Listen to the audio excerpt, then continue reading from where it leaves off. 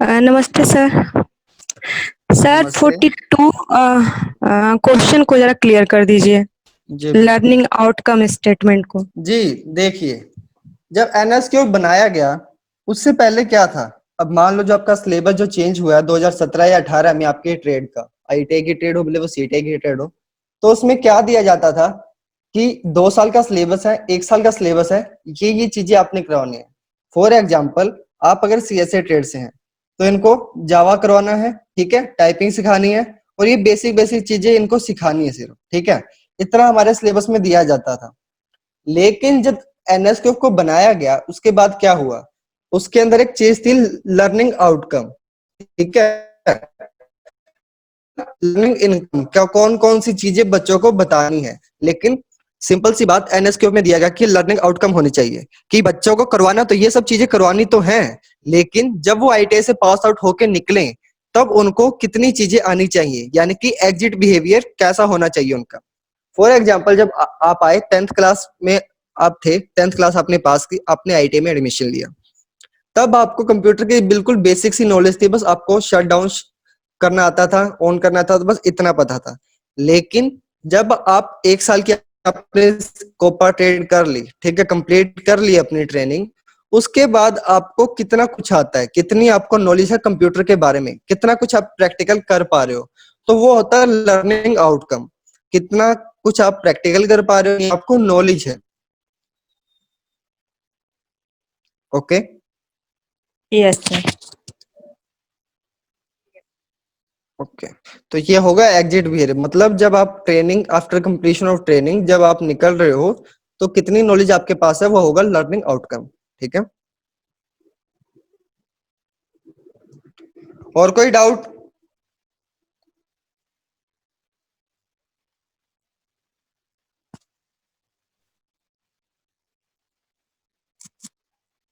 Hello. Hello. जी बोलिए। हाँ सर, क्वेश्चन नंबर 6 में मुझे थोड़ा सा नहीं समझ में आ रहा है, वो कैसे होगा बता दीजिए। जी वेट।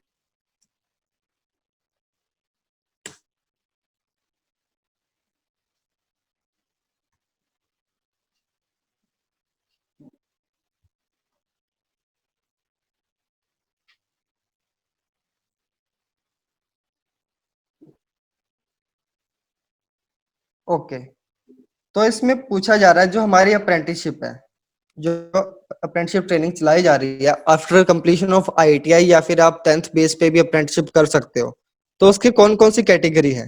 ये देखिए, टेक्नीशियन अप्रेंटिसशिप एक कैटेगरी है जो अप्रेंटिसशिप के अंदर बनी हुई है, ठीक है। उसके बाद ग्रेजुएट के लिए भी है और ट्रेड के लिए भी है, और साथ ही साथ एक ऑप्शनल भी है, ठीक है। तो इसमें क्या हुआ कि जैसे मान लो आपने आईटीआई कर ली, तो आप ट्रेड के अंदर, मतलब जैसे आपने ड्राफ्टमैन सिविल से किया, यस कोपा से किया, सिविल टेक्नोलॉजी से किया, तो उस ट्रेड के लिए आप अप्रेंटिसशिप ज्वाइन कर सकते हो, ठीक है। जो अप्रेंटिसशिप स्कीम चलाई जा रही है ना, उसके लिए ज्वाइन कर सकते हो। अब जो टेक्नीशियंस है, लाइक आपके पॉलिटेक्निक से आप पास आउट हुए, तो उस पे जो बनी हुई ना आगे पोस्ट वैकेंसी है, उसके ऊपर आप अप्रेंटिसशिप कर सकते हो। अब किसी ने ग्रेजुएट कर लिया, तो एज ए क्लर्क मान लो किसी ने वर्क करना है, ठीक है, अप्रेंटिसशिप करनी है, तो वो कर सकता है, ये कैटेगरी हुई, ठीक है। लेकिन पोस्ट ग्रेजुएट, आफ्टर ग्रेजुएट के बाद कोई ऐसी अप्रेंटिसशिप की कैटेगरी नहीं है कि उस कैटेगरी के तौर पे आपको as a apprentice, as a trainee वहां पे रखा जाए। तो ये सिंपल पूछी गई थी कौन कौन सी अप्रेंटिस की ट्रेनिंग, वो कैटेगरी नहीं है। पर सर, पोस्ट ग्रेजुएट वाले अगर करना चाहें तो क्यों नहीं कर सकते? ये देखिए, उनके लिए कोई कैटेगरी नहीं बनाई हुई ना। अब एज ए जो है ना, ड्राफ्ट जो ग्रेजुएट है उसके बेस पे आप कर सकते हो, लेकिन पोस्ट ग्रेजुएट के लिए कोई अलग से नहीं है। इसमें सिर्फ 5 कैटेगरी है, जो है trade apprenticeship, graduate apprenticeship, technical apprenticeship, then technician vocational apprenticeship and optional trade apprenticeship. अब जो ऑप्शनल ट्रेड अप्रेंटिसशिप है ना, ये मान लो आफ्टर आईटीआई आपने, सॉरी, आफ्टर 10th आपने आईटीआई नहीं की, कोई आपके पास एक्सपीरियंस नहीं है, तो कुछ ऐसी पोस्ट हैं जो 10th बेस पे भी आप कर सकते हो। जैसे कि कोई माली की पोस्ट हो गई, जो होते हैं ना बाग बगीचे संभालते हैं, तो माली की पोस्ट भी ऑप्शनल ट्रेड के अंदर आ जाएंगी। ऐसे सभी ट्रेड जो आपके टेक्नीशियन या फिर ट्रेड के अंदर ना आए, तो अदर के अंदर आ जाएंगे। लेकिन पोस्ट ग्रेजुएट के लिए ऐसा कुछ नहीं है कि आफ्टर पोस्ट ग्रेजुएशन आप अप्रेंटिसशिप कर रहे हो।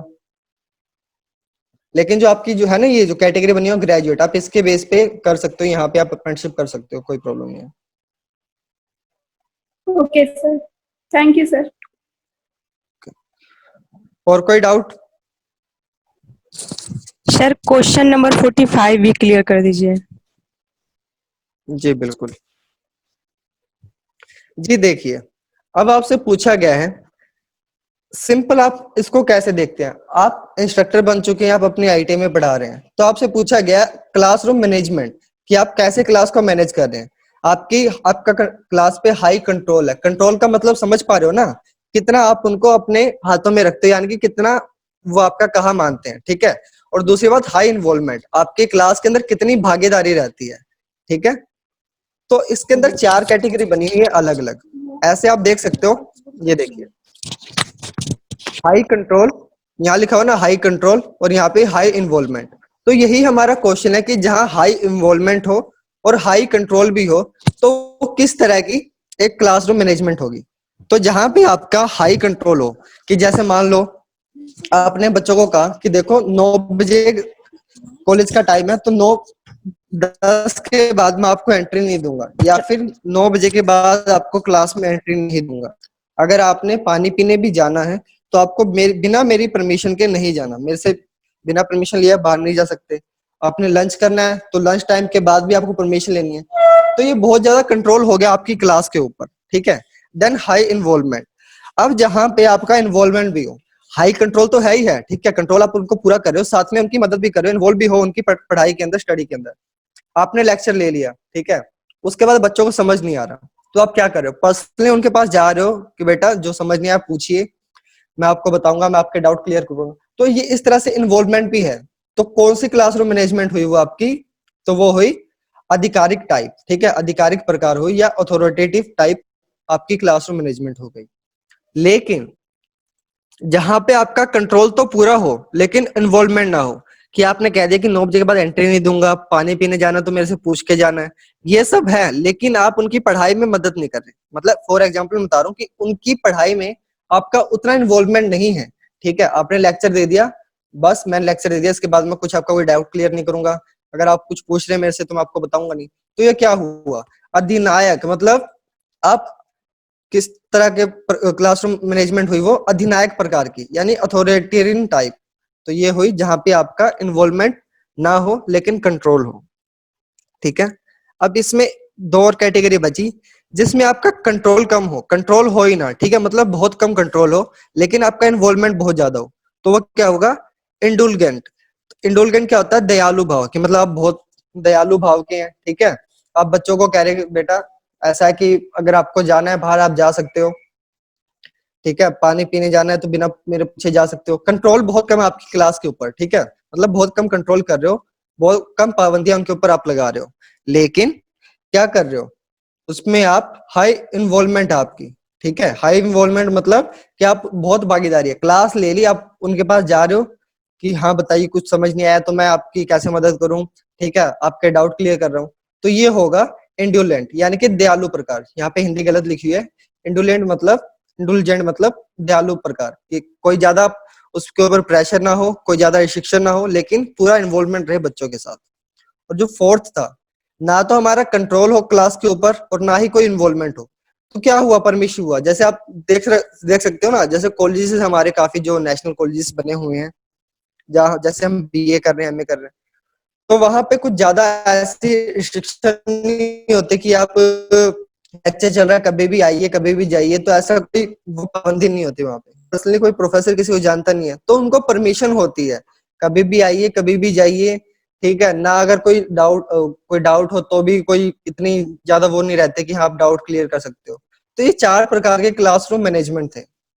ओके, अब आपको समझ आया? Yes sir, thank you.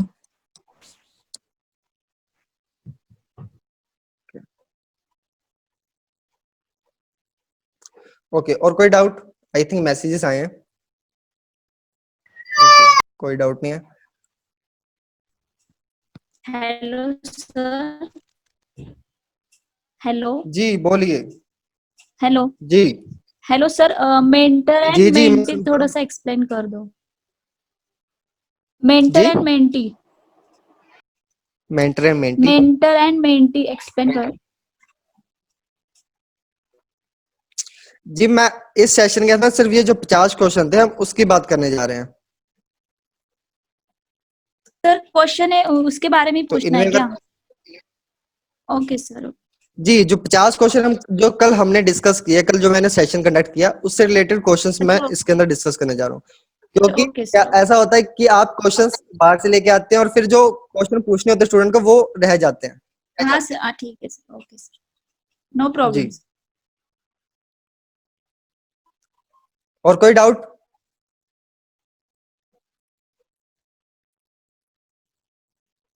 कोई डाउट नहीं है किसी को?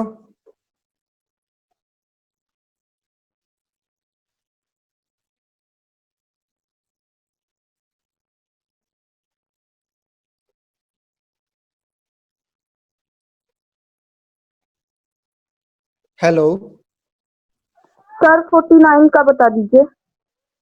जी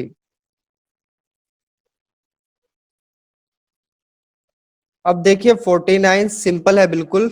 आपसे यहाँ पूछा गया जो आईसीटी है वो कौन, जो आईसीटी में कौन कौन से होंगे। तो आईसीटी को पहले हमने समझना है, इंफॉर्मेशन एंड कम्युनिकेशन टेक्नोलॉजी। अब जब हम बात करें आईटी की, इंफॉर्मेशन टेक्नोलॉजी की, तो उसमें क्या हुआ, उसमें क्या आता है हमारा इंटरनेट इंक्लूड रहता है ना। मोबाइल की बात करें, हमारे इंटरनेट की बात करें तो वो चीजें उसके अंदर इंक्लूड रहती हैं। लेकिन जहां बात करें हम आईसीटी की, इंफॉर्मेशन एंड कम्युनिकेशन टेक्नोलॉजी, उसमें क्या होगा, वहां पे हमारी कम्युनिकेशन भी हो रही है। तो कम्युनिकेशन किसके थ्रू होती थी हमारी? टीवी के थ्रू भी हो सकती है, ठीक है, रेडियो के थ्रू भी हो सकती है। क्योंकि मान लो पहले क्या होता था, अगर कोई पहले टीवी नहीं होते थे तो जब कोई न्यूज देनी होती थी, कोई इन्फॉर्मेशन देनी होती थी तो रेडियो के थ्रू ही देते थे ना। और टीवी के थ्रू भी हम एक क्या करते हैं, कम्युनिकेट कर पाते हैं कि हाँ जो न्यूज है वो दे रहे हैं, कुछ संचार कर रहे हैं। और इंटरनेट और मोबाइल तो इन्फॉर्मेशन टेक्नोलॉजी में आती हैं, क्योंकि जो जितना भी इंटरनेट का यूज है वो इन्फॉर्मेशन टेक्नोलॉजी में आएगा। ठीक है, तो ये है आईसीटी के डोमेन, दोनों आएंगे। Okay okay sir. और साथ ही साथ जो आपका मोबाइल है वो भी कम्युनिकेशन में आ सकता है। क्यों? देखिए मोबाइल एक ऐसा नहीं कि जो आपने हाथ में पकड़ा वो उसको हम मोबाइल ही कहेंगे। मोबाइल हर वो चीज है जो चल सकती है, टेक्नोलॉजी से रिलेटेड, लेकिन वो चल सकती है।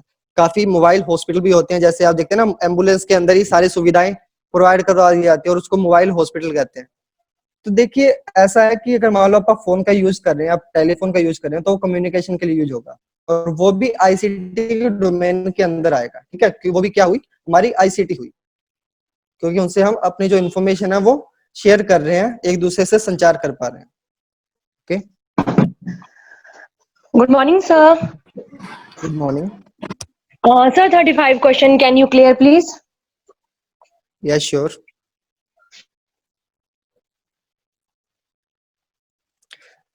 ओके, तो क्वेश्चन हमारा, which one is fourth level of Kirkpatrick's model. अब जो किर्कपैट्रिक ने वैल्यूएशन मॉडल बनाया था, असेसमेंट मॉडल बनाया था, उसका फोर्थ लेवल कौन सा है? पहले हम डिस्कस कर चुके हैं ये काफी बार, लेकिन क्या हुआ क्वेश्चन के अंदर क्या दिया गया, पहले क्या था, जो फोर्थ लेवल था वहां हमें रिजल्ट शो कर रहा था। ठीक है, लेकिन यहाँ पे क्या है, यहाँ पे हमें इम्पैक्ट दिखा रहा है। क्यों, ऐसा क्यों? क्योंकि रिजल्ट के अंदर भी तो यही था ना कि जो अपना क्या आपकी जो ट्रेनिंग है उससे कुछ इम्पैक्ट पड़ा, यही तो बात थी ना, कि जो आपकी ट्रेनिंग है उससे कुछ इम्पैक्ट हुआ या नहीं हुआ। तो यहाँ ये फोर्थ लेवल पे शो कर रहा है, तो समहाउ चेक करना पड़ेगा कि हाँ ये अगर मान लो कुछ चेंजेस हुए तो क्या हुआ। लेकिन फोर्थ लेवल था वो था इम्पैक्ट। अब मैं थोड़ा क्लियर कर दूं रिएक्शन कैसे होता है, कि मान लो जैसे आप स्टूडेंट्स को पढ़ा रहे हो, मैं अभी क्लास ले रहा हूँ, आपको समझा रहा हूँ, तो क्या आप इस चीज को एंजॉय कर पा रहे हो? यानी कि एंजॉय इस तरह से कि मान लो अगर मैं आपको बोले जा रहा हूँ कुछ समझ नहीं आ रहा, तो आप बोर हो जाओगे उस चीज से। ठीक है, स्टूडेंट क्या हो जाएंगे, बोर हो जाएंगे। तो आपने इवेल्युएट करना होता है कि क्या जो मैं पढ़ा पा रहा हूँ, जो पढ़ा रहा हूँ, क्या वो एक चीज इंटरेस्टिंग है, क्या वो सुनने लायक है, क्या बच्चे उसको सुनेंगे। तो ये होता है रिएक्शन, कैसा बच्चों का रिएक्शन रहेगा मेरे लेक्चर के प्रति। Second, learning. अगर मैं कोई नॉलेज आपको दे रहा हूँ, ठीक है, कोई आपको मतलब अगर मैं यही बता रहा हूँ किर्कपैट्रिक मॉडल के बारे में, मैंने आपको बताया 10-15 मिनट मैंने आपसे अपने इसमें बिताए हैं, ठीक है, बताने हैं, तो क्या उसके बाद वो लर्निंग आप तक पहुंची, जो चीज मैं आपको बताना चाह रहा था, क्या वो बच्चा को समझ आ रही है? अब इसको आप कैसे देख सकते हो कि बच्चों के टेस्ट ले सकते हो। जो आपने आज पढ़ाया, कह दिया कि भैया आज ये मैंने लेक्चर पढ़ाया, कल का नॉलेज टेस्ट होगा, 20 क्वेश्चन आएंगे, मल्टीपल चॉइस क्वेश्चन या सब्जेक्टिव टाइप क्वेश्चन जो आप देना चाहो। आपने टेस्ट लिया तो अब उससे पता चलेगा बच्चे उसको कितना अच्छे से समझ पा रहे हैं, ठीक है, इतना कोई अलग चीज है या कितना नहीं, लेकिन उसको समझ करना पा रहे हैं, क्योंकि क्वेश्चंस आप ऐसे देंगे ना कि अगर मान लो मैंने जो बताया था अगर वो समझ लिया तो बता भैया समझ पा रहे हैं चीजों को, लर्निंग जो ट्रांसफर वो ओक्योर हुई है, यानी कि लर्निंग ट्रांसफर सक्सेस हुआ। अगर बच्चों के मार्क्स आ रहे हैं 5, 20 में से 5 आ रहे हैं, 7 आ रहे हैं, तो आपको पता चलेगा कि हाँ जितना मैंने पढ़ाया बच्चों को समझ नहीं आ रहा। याद रखने की प्रॉब्लम नहीं है यहाँ पे, यहाँ प्रॉब्लम है मेरी लर्निंग की, जो मैं मेथड में यूज कर रहा हूँ। भले मैं ब्लैक बोर्ड से पढ़ा रहा हूँ, बच्चों को समझ नहीं आ रहा वो चीज, मैं ड्राइंग बना रहा हूँ तो मेरी ड्राइंग इतनी अच्छी नहीं है कि बच्चे उसको अच्छे से समझ पाए, तो मुझे क्या करना चाहिए, मुझे प्रोजेक्टर का यूज करना चाहिए, चीजें दिखानी चाहिए, थोड़ा डीप में बताना चाहिए, उनका कॉन्सेप्ट क्लियर करना चाहिए कि ये चीज ऐसे होगी, ठीक है। तो ये होगी लर्निंग। देन सेकंड, थर्ड है बिहेवियर। अब जो आपका बिहेवियर है, अब जो आपकी वोकेशनल एजुकेशन है उसमें क्या होता है, आप एटीट्यूड चेंज करते हो ना। जो पहले जो एटीट्यूड था स्टूडेंट का वो एक बच्चों वाला था, क्योंकि वो 10th या +2 से आया, ठीक है, 10th +2 से उसने एंटर किया आईटीआई के अंदर, तो अब उसका एटीट्यूड भी चेंज करना है, बच्चों वाला एटीट्यूड है उसका चेंज करना है एक एम्प्लॉय की तरह, कि अगर वो फैक्ट्री में जा रहा है, कंपनी में जा रहा है, तो उसका एटीट्यूड भी वैसा होना चाहिए ना। तो आपने वो भी देखना है लेवल 3 के अंदर कि क्या बिहेवियर में कोई चेंज आया, क्या उसके बिहेवियर अभी भी वैसे ही हैं, जो हरकतें हैं बच्चे की, जो स्टूडेंट की हरकतें हैं, क्या पहले जैसी ही हैं या फिर कंपनी में जाने लायक हो गई है। तो ये भी आपने इवैल्यूएट करना है। तो आप इसको कैसे कर सकते हो, आप उसको एनालाइज कर सकते हो, उसको आप सकते हो कि बच्चे में कितना चेंज आया है पहले से, एंड देन इम्पैक्ट। अब आपने पूरी ट्रेनिंग दे दी, उससे क्या कोई इम्पैक्ट हुआ, ठीक है, क्या रिजल्ट मिला। मान लो अब मैंने पूरे साल आपको पढ़ाया, 1 साल मैंने पढ़ा दिया, 1 साल पढ़ाने के बाद क्या क्या चीजें आई, क्या क्या आपकी क्या नॉलेज बढ़ी, क्या आपका एटीट्यूड भी चेंज हुआ, क्या आपका बिहेवियर चेंज हुआ, कितनी आपकी नॉलेज है। तो ये आएगा किर्कपैट्रिक का फोर्थ किर्कपैट्रिक का मॉडल, उसका 4th step. Okay,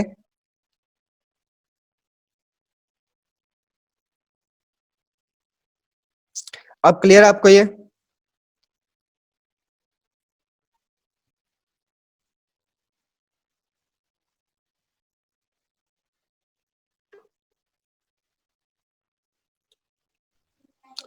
sorry, I think मैंने 36 आपको करवा दिया, सॉरी, बट कोई बात नहीं।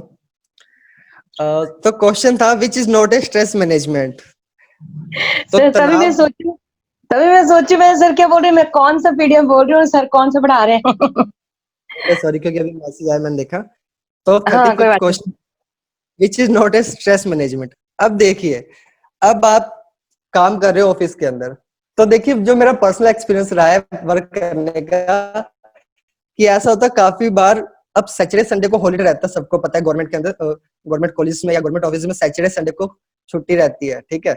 तो काफी बार ऐसा होता है, मतलब महीने में 4 वीक में से 2 वीक तो यह होता है कि आपको सैटरडे को जाना पड़ेगा, काम करना पड़ेगा, और काफी बार ऐसा होता है कि आपको संडे को भी काम करना पड़ सकता है। लाइक अगर मान लो एडमिशन हो रहे हैं, ठीक है, तो जो एडमिशन होते हैं उसके अंदर तो बिल्कुल भी आपको 1 महीने तक, 1.5 महीने तक कोई बिल्कुल भी छुट्टी नहीं मिलती, आपको सैटरडे संडे को वर्क करना पड़ता है। साथ ही साथ मान लो अगर कोई फंक्शन अरेंज कर रहे हैं या फिर कोई और कुछ प्रोग्राम होना है, तो सैटरडे को भी आपको काम करना पड़ता है। अगर मान लो टेस्ट आपको चेक करने, बच्चों के पेपर चेक करने हैं, पहले होता था लेकिन अब जो प्रैक्टिकल्स मान लो चेक करने, तो सैटरडे को भी काम करना पड़ता है। तो इससे क्या होता है, एक साइकोलॉजिकल फर्क पड़ता है। अब इसमें बहुत ज्यादा स्ट्रेस हो जाता है, ठीक है। अब यहाँ पे जो हमारे ट्रेनिंग मैथोलॉजी में क्या दिया गया है, स्ट्रेस सिर्फ एज ए इंस्ट्रक्टर आपको मैनेज नहीं करना। अगर बाई चांस आप एज ए इंस्ट्रक्टर जॉब नहीं कर रहे, एज ए सुपरवाइजर आप कंपनी में जॉब कर रहे हो, तो वहां अपने अपने स्ट्रेस को कैसे मैनेज करना है, क्योंकि आपके अंडर मान लो आईटीआई के अंदर 25 स्टूडेंट है, 24 स्टूडेंट है, ठीक है, और जो कंपनी के अंदर भी काफी स्टूडेंट्स है, मतलब काफी इंप्लॉइज हैं, लाइक 20-30, अब उनको आपने मैनेज करना है। तो आपके दिमाग में क्या होगा, बहुत ज्यादा स्ट्रेस हो जाएगा, ठीक है, कैसे चीजों को हैंडल करना है, आज उसने प्रॉब्लम क्रिएट कर दी, आज इसने ये क्रिएट कर दिया। तो ऐसे जो आपका स्ट्रेस है, ठीक है, जो तनाव आपका पैदा होता है, उसको कैसे आपने मैनेज करना है।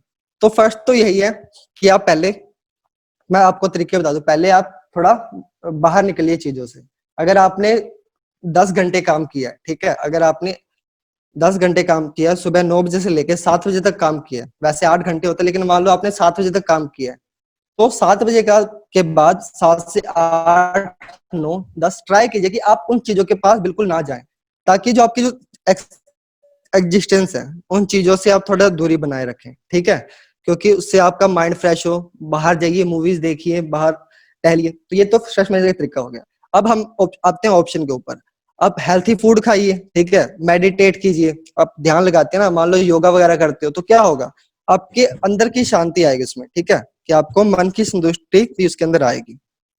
दूसरी बात, अब म्यूजिक सुनते हैं, तो म्यूजिक क्या होता है, म्यूजिक एक नेचुरल वो है, मेडिटेशन है और मेडिसिन है, जिससे क्या होगा, आपके मन में संतुष्टि मिलेगी। अब जो आप चीजें, अब आप सॉन्ग सुन रहे हो, आपका फेवरेट सॉन्ग सुना तो आपका मूड अच्छा हो गया, भले ही आपके पूरे ऑफिस के अंदर, पूरे डे के अंदर बहुत ज्यादा स्ट्रेस रहा हो, ठीक है, बहुत सारी चीजें गलत हो गई हो आपसे, लेकिन जब शाम को आप जाएंगे घर पे, आराम से बैठेंगे, सॉन्ग सुनेंगे, तो क्या होगा, सॉन्ग सुन के अच्छा मूड होगा ना। सैड सॉन्ग मतलब सैड सॉन्ग नहीं सुनना, मतलब अच्छे वाले सॉन्ग जिससे आपके अंदर खुशहाली आए, ऐसे सॉन्ग सुनिए, अच्छा म्यूजिक सुनिए, जिससे आपका जो टेंशन है वो थोड़ी कम हो, ठीक है, उस टेंशन से थोड़ा आपका ध्यान हटे। लेकिन इसमें चीज है, पूछा हो गया which is not a stress management. अगर आप मेडिसिन खा रहे हो कि भैया बहुत ज्यादा टेंशन हो गई मेरे को, अब मेरे को मेडिसिन खा लूं ताकि मेरे को नींद आ जाए, ठीक है, तो इस तरह के आपने मेडिसिन का यूज नहीं करना अपने स्ट्रेस को कम करने के लिए। दूसरी बात, अगर कोई स्ट्रेस को कम करने के लिए आप मेडिसिन खा रहे हो, तो वो चीज भी गलत है, ओके, तो ये चीज।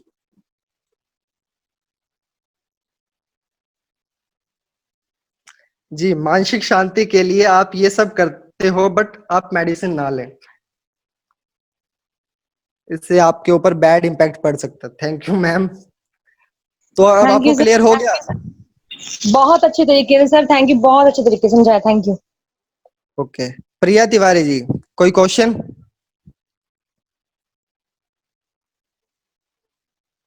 ओके, किसी और को कोई डाउट हो पूछ सकते हैं आप। हेलो जी बोलिए। Hello sir. Hello sir, 30 number question और उसका आंसर है ना, वो थोड़ा डिटेल में एक्सप्लेन करो। 13, क्वेश्चन नंबर 30। क्या यही आपका क्वेश्चन है, 30 या 13?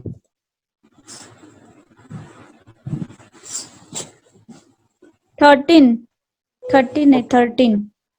Okay 13 sir, 13। Okay okay okay, wait wait wait.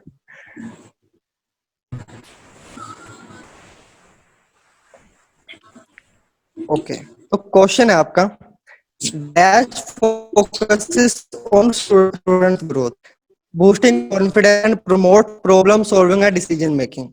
अब देखिए क्या होता है, अब आपको पता है, अब आप आईटीआई के अंदर हो, भले अब आप सीआईटीएस कर रहे हो, तो अगर आपको कोई प्रॉब्लम आती है तो आप क्या करते हो, सबसे पहले अपने जो इंस्ट्रक्टर हैं या फिर जो आपके ट्रेनिंग ऑफिसर्स हैं उनके पास ही जाते हो ना, कि सर मुझे ये प्रॉब्लम आ रही है, क्या मैं इसका सोल्यूशन करूं। यही होता है ना आपके साथ। तो ये किसके अंदर आएगा, काउंसलिंग के अंदर आएगा। काउंसलिंग क्या होता है, दूसरों की हेल्प करना। अगर मान लो वो मेंटली किसी चीज के लिए परेशान है तो उसके लिए हेल्प करना। अगर वो अपने कैरियर से लेके किसी चीज में प्रॉब्लम में है, ठीक है, कि सर मुझे समझ नहीं आ रहा है, मैं आईटीआई के बाद क्या करूं। अगर मैं बात करूं अभी करंट की, कि सर मैंने सीआईटीएस तो हो गया, ठीक है, मान लीजिए कि मेरे अगले महीने या फिर अक्टूबर में एग्जाम हो जाएंगे, उसके बाद मैं क्या करूंगा या उसके बाद मैं क्या करूंगी, तो सर मुझे थोड़ी गाइडेंस दीजिए। तो वो क्या होगा, वो एक तरह की काउंसलिंग होगी। आपके टीओ आपको बताएंगे कि बेटा देखो, आफ्टर सीआईटीएस आप सबको पता है कि आपको ट्रेनिंग जो है वो आपके इंस्ट्रक्टर के लिए दी जाती है। अगर फिलहाल आपके लिए गवर्नमेंट जॉब नहीं है तो आप एटलीस्ट ट्राई कीजिए कि आपकी जो प्राइवेट आईटीआईज है उनके अंदर आपका सिलेक्शन हो। वहां पे रिज्यूम सबमिट कीजिए, उनसे बात कीजिए, ताकि वो आपको जॉब दे, ठीक है, एज इंस्ट्रक्टर आपको जॉब दे। तो ये काउंसलिंग हो गई, आपने मदद की ना। अब मान लो बच्चे बहुत ज्यादा डीमोटिवेट हो गए हैं कि सर अभी तो कोविड चल रहा है, उसके बाद जो प्राइवेट आईटीआईज थी वो तो पहले वाले स्टाफ को ही निकाल रही हैं, तो मुझे कैसे रख लेंगे। तो उनको मोटिवेट करना है, उसका जो कॉन्फिडेंस है उसको बूस्ट करना है। कैसे करोगे, कि देखो बेटा, बाई चांस मान लो आईटीआई, पहली बात तो आप अप्रोच कीजिए, पहली बात है पहले आप उनको अप्रोच कीजिए, जाइए पहले उनसे बात कीजिए, उसके बाद ये सब सोचना। उसके बाद अगर बाई चांस वो कहते हैं कि अभी वैकेंसी नहीं है, आपके नियर बाय अगर कोई वैकेंसी नहीं है तो जो PMKY सेंटर खुले हुए हैं अब वहां अप्लाई कीजिए, ठीक है, क्योंकि वहां एज इंस्ट्रक्टर आप वहां भी जॉब कर सकते हो। तो ये सब चीज होगा कि उसका कॉन्फिडेंस बढ़ाना कि हाँ बेटा अगर तुमने CITS कर लिया है तो PMKY सेंटर में भी आप पढ़ा सकते हो, या जो शॉर्ट टर्म कोर्स है उसमें पढ़ा सकते हो, या फिर अगर वो भी आपके गांव के पास नहीं है, आपके शहर के पास नहीं है, तो आप जो प्राइवेट जो कोचिंग सेंटर्स हैं, यानी कि जो कंप्यूटर आप सिखाते हैं या फिर कोई ऐसे सेंटर्स जो आपकी ट्रेड से रिलेटेड हो, आप वहां जाइए, वहां अप्लाई कीजिए, क्योंकि आपको तो एक्सपीरियंस चाहिए ना। जॉब के लिए एक्सपीरियंस चाहिए, किसके लिए? ये नहीं है कि टीचिंग का एक्सपीरियंस चाहिए, आपके ट्रेड से रिलेटेड कोई भी एक्सपीरियंस है वो आप कीजिए, ठीक है। अगर आप सिविल इंजीनियरिंग से रिलेटेड है, आर्किटेक्ट के पास जाइए, उनके साथ काम कीजिए, ठीक है। मैप बनाने सीखिए, कैसे एस्टिमेट बनाते हैं वो सीखिए, ड्राफ्टमैन के पास काम कीजिए। तो ऐसे आप उनको कॉन्फिडेंस बढ़ा रहे हैं उनका, ठीक है। अगर कोई प्रॉब्लम आ रही तो प्रॉब्लम सोल्व कर रहे हैं, तो ये क्या होगा? काउंसलिंग होगा, ठीक है। अब क्लियर थैंक है? You sir, thank you sir, very question nice. Number 10 आपने पूछा, okay. Which of the following is type of deliberate learning? जी देखिए, डेलिब्रेट लर्निंग गूगल के अंदर कुछ जो वर्ड्स है वो मिस हो जाते हैं। तो डेलिब्रेट का मतलब क्या होता है? अच्छी तरह किसी चीज को सीखना, ठीक है, उस चीज का पूर्ण ज्ञान होना। जैसे इस क्वेश्चन के अंदर आपको पूछा गया कि कौन सी डेलिब्रेट लर्निंग है, रोट लर्निंग, रटना, या फिर इंसिडेंटल लर्निंग, इरेशनल लर्निंग, या फिर ऑल ऑफ दिस। तो इसका आंसर रोट लर्निंग कैसे आया? फर्स्ट जब मैंने देखा तो मैंने भी यही सोचा कि इसका रोट लर्निंग नहीं आएगा। तो फिर जब थोड़ा सर्च किया, देखिए ऐसा होता है कि किसी को कोई ऐसा नहीं है कि सभी को पूरी चीज आती होगी, ठीक है। अगर मान लो फिर मैं पर्सनली बात करूं मेरी, तो ऐसा नहीं है कि मुझे 50 के 50 क्वेश्चन ये सारे आते हैं। ऐसा है कि अगर मान लो जब मैंने टेस्ट दिया उसके बाद अगर मैंने थोड़ा रिसर्च किया कि हाँ मेरा क्वेश्चन गलत क्यों हुआ, तो ये सब रिसर्च करनी पड़ती है। तो मेरा भी क्वेश्चन गलत था ये, कि ये रोट लर्निंग नहीं आएगा यहाँ पे, ठीक है, क्योंकि भारत स्किल क्वेश्चन बैंक में क्वेश्चन दिया हुआ है कि which is following is not a, ठीक है, is not a type of deliberate learning. तो वहां इरेशनल लर्निंग आ रहा था, ठीक है, क्योंकि तर्कहीन शिक्षा होती है। लेकिन मैंने जब क्वेश्चन को ध्यान से पढ़ा तो इसमें ये पूछा कि डेलिब्रेट लर्निंग कौन सी होती है, कौन सी ऐसी चीज है जिसमें आप बहुत अच्छे से सीखते हो। फिर मैंने ऑप्शंस देखे इसके अंदर कि इंसिडेंटल लर्निंग है। अगर मान लो मैं ये PPT बना रहा हूँ, ठीक है, अब गलती से यहाँ पे मेरे को ये नहीं पता कि इसके अंदर 10 कैसे लिखना है, ठीक है, मैं यहाँ पे कंट्रोल P करने जा रहा हूँ, कंट्रोल P की जगह कंट्रोल L हो गया, ठीक है, कंट्रोल L हो गया, तो क्या हुआ? इसमें मेरे पास टाइपिंग के लिए ऑप्शन आ गया, तो ये क्या हुआ? मैंने यहाँ टाइप कर दिया, लेकिन मेरे को पता तो नहीं चला ना इसको क्या कहते क्या है। इसकी शॉर्टकट की मेरे को पता चल गई, लेकिन यहाँ पे कौन सा टूल है, किस टूल से मैं इसको एडिट कर सकता हूँ, कैसे लिख सकता हूँ, ये चीज तो मेरे को समझ नहीं आई ना। तो इस चीज का पूरा ज्ञान मेरे पास है ही नहीं, तो इसके जो थ्योरेटिकल पीछे की जो चीज है वो मेरे को समझ नहीं आई। तो सिर्फ हाँ मेरे को ये पता चल गया कि मैं यहाँ पे इस सर्कल के अंदर, इस चार्ट के अंदर, सॉरी जो सिंबल के अंदर मैं यहाँ पे टाइप कर सकता हूँ, लेकिन इसकी पूरी नॉलेज मेरे को नहीं समझ आई। तो वो क्या होगी? इंसिडेंटल लर्निंग होगी। सीख तो लिया पर भैया इंसिडेंट से सीखा, पूरा नॉलेज मेरे को नहीं है उस चीज के बारे में। दूसरी बात, इरेशनल लर्निंग। अब इरेशनल लर्निंग क्या होती है? जिसका कोई तर्क ना हो। अब मान लो आप CITS कर रहे हो, बुक उठा ली आपने, आपने उठाई ला की, ठीक है, आपने ला की बुक उठा ली, उसके अंदर पढ़े जा रहे हो, संविधान के बारे में पढ़े जा रहे हो, ठीक है, वो पढ़ना जायज है, लेकिन क्या वो आपकी एग्जामिनेशन पर्पज से काम आएगा? नहीं आएगा। उस चीज का कोई मतलब ही नहीं बनता। अगर मान लो आपने वो पूरी बुक रट डाली, ट्रेनिंग मैथोलॉजी आपने नहीं उठाई, ठीक है, आपने पूरा संविधान पढ़ लिया, आपने सारी चीजें पढ़ ली, लेकिन क्या हुआ? एग्जाम के अंदर वो चीज आई नहीं, तो ये तर्कहीन हो गई ना, क्योंकि जिस एग्जाम के लिए आप प्रिपरेशन कर रहे हो वो चीज तो आपने पढ़ी नहीं, ठीक है। देन अब बात करते हैं रोट लर्निंग की। अब रोट लर्निंग हम कहेंगे देखो इसने रट्टे मार रखे हैं, इसको तो क्या ही आता होगा। जी कुछ कुछ ये बात सही भी है, कुछ कुछ हद तक गलत भी है। रोट लर्निंग जो है हमारी, रटना जो चीज है किसी को, वो सही भी है और गलत भी है। रोट लर्निंग एक टेक्निक होती है किसी भी चीज को जल्दी याद करने की। जैसे मान ले मैंने क्वेश्चन यहाँ पे याद कर लिया, पहले मैंने इसको समझा नहीं समझा वो अलग चीज है, लेकिन मैंने इसका आंसर याद कर लिया कि हाँ भैया जब भी पूछा जाए डेलिब्रेट लर्निंग क्या होता है, तो मेरा आंसर आ जाएगा रोट लर्निंग, ठीक है। डेलिब्रेट लर्निंग पूछा जाए तो रोट लर्निंग आंसर आ जाएगा। तो मैंने इसको रट लिया, तो मेरे पास एक टेक्निक हो गई ना इस क्वेश्चन को, इस आंसर को जल्दी से याद करने की। तो इसी तरह से ये रोट लर्निंग क्या होती है, एक डेलिब्रेट लर्निंग भी होती है। जैसा आप देख पा रहे हो ना some of the alternative to rote learning include meaningful learning, कि भैया कुछ मीनिंग है उस चीज का। मान लो मैंने क्वेश्चन को पढ़ा, इसको समझा भी तो है ना, भले ही मैंने रट्टे लगाए हों कि भैया इसका आंसर रोट लर्निंग आएगा, लेकिन मैंने उस चीज को समझा भी तो है कि रोट लर्निंग का दूसरा चीज भी, उसको अल्टरनेटिव तरीके से हम मीनिंगफुल लर्निंग भी कह सकते हैं। तो ये चीज होगी रोट लर्निंग। ठीक है, अब क्लियर है आपको? Anoop Kumar. Yes sir, clear हो गया सर अच्छे से। ओके, तो हमारे पास 5 मिनट है, किसी को कोई डाउट है तो आप क्लियर कर सकते हैं। सर 46 क्वेश्चन नंबर क्लियर कर दीजिए। ओके,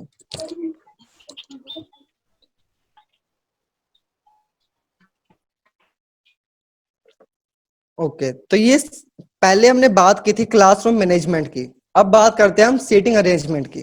देखिए, अगर आप इंस्ट्रक्टर बनने जा रहे हो ना, तो आपको बहुत सारी चीज मैनेज करनी पड़ती है। ये नहीं है कि आपने पूरा सिलेबस आपने रट लिया है, ठीक है, आपने को पूरा सिलेबस आता है, 2 साल का सारे सब्जेक्ट आपको आते हैं। अब उसके बाद बच्चों को भी हैंडल करना है आपने, और जो सीटिंग अरेंजमेंट है, इस तरह की चीजें भी आपको अरेंज करनी पड़ेंगी।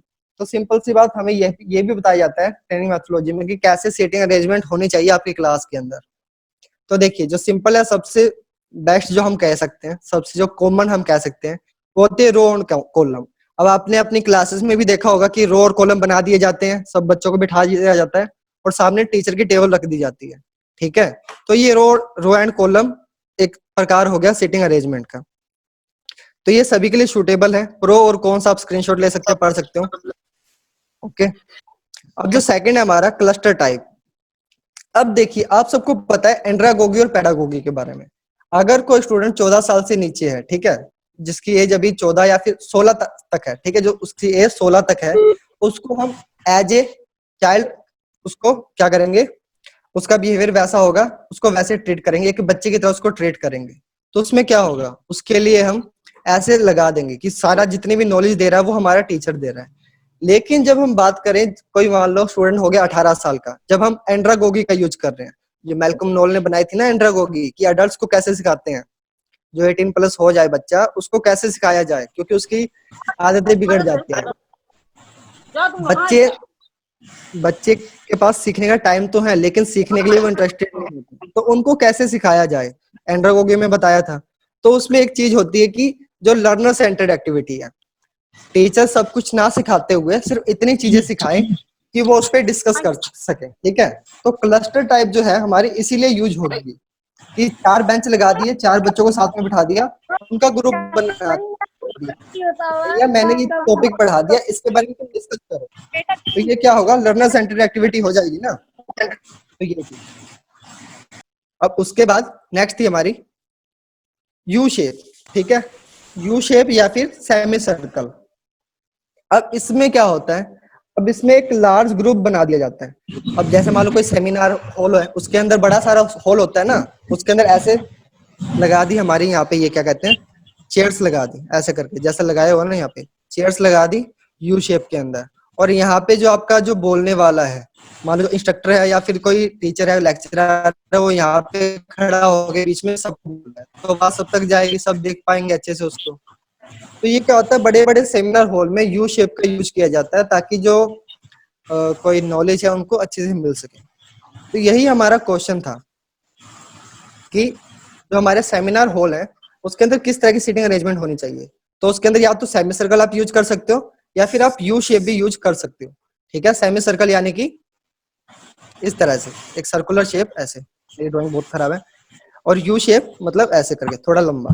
ठीक है, तो ये होती है सेमिनार हॉल के अंदर आपने अरेंज करनी है। ओके,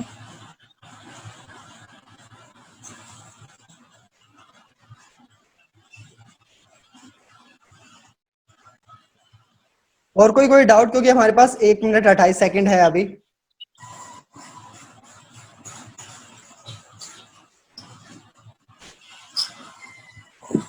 क्वेश्चन और नंबर कोई 40। 40, यही आपका क्वेश्चन है?